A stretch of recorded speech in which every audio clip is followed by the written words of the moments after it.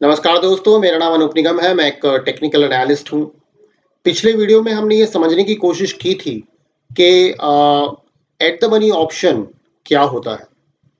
आज हम out of the money option को समझने की कोशिश करेंगे, जो कि ऑप्शन का तीसरा कंपोनेंट होता है। Out of the money option को हम शॉर्ट फॉर्म में ओटीएम भी कहते हैं। तो हम ओटीएम को पहले कॉल के सिनारियो में समझने की कोशिश करते हैं। जैसे मान लीजिए अगर मेरे को कोई इंडेक्स की या स्टॉक की कॉल ऑप्शन बाय करनी है, तो अगर मेरा जो स्ट्राइक प्राइस है वो मेरे स्पॉट प्राइस से बड़ा है, तो इसका मतलब ये हुआ कि जो कॉल मैंने बाय की है वो out of the money call है।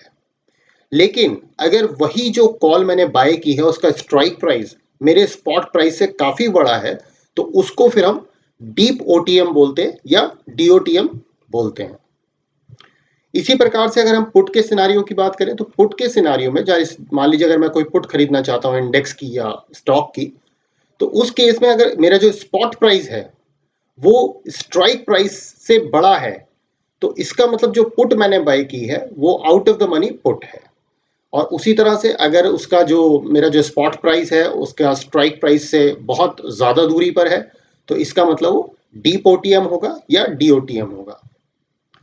अब चलिए इसी चीज को हम उदाहरण से समझने की कोशिश करते हैं, क्योंकि जब भी हम किसी चीज को उदाहरण के साथ समझते हैं तो हमारे लिए थोड़ा सरलता हो जाती है, सहजता हो जाती है, और वो चीज हमारे मन के अंदर बैठ जाती है। तो पहला उदाहरण हमने लिया है इंडेक्स का। जैसे मान लीजिए अगर मेरे को निफ्टी की कॉल बाय करनी है, तो अगर मेरा निफ्टी का स्पॉट प्राइस मान लीजिए चल रहा है 8300, और मैंने जो 8500 स्ट्राइक प्राइस की कॉल है उसको बाय किया है, तो इसका मतलब जो मैंने कॉल बाय की है वो कौन सी कॉल हो गई? Out of the money call option. इसी प्रकार से अगर हम पुट के सिनारियो में समझने की कोशिश करें, मान लीजिए मेरा निफ्टी स्पॉट प्राइस चल रहा है 8500, और अगर मैंने 8300 स्ट्राइक प्राइस की पुट बाय की है, तो इसका मतलब वो out of the money put option हो गया।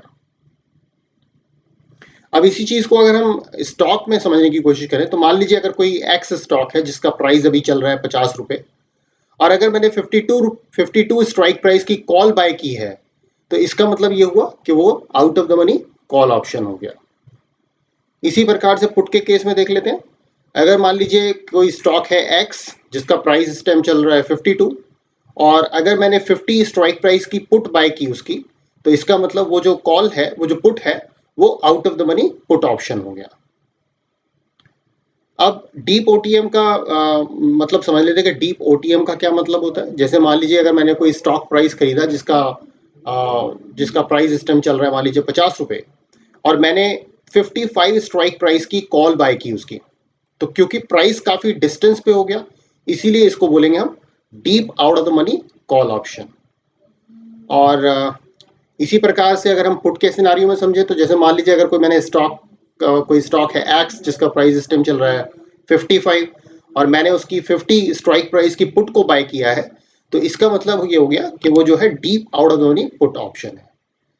तो दोस्तों इस वीडियो के माध्यम से मैंने आपको ये बताने की कोशिश करी है कि out of the money option क्या होता है, deep out of the money option क्या होता है, और हमने उसमें काफ़ी उदाहरण भी देखने की कोशिश करी, ताकि हमें चीज़ों को थोड़ा बेहतर ढंग से हम समझ पाएँ।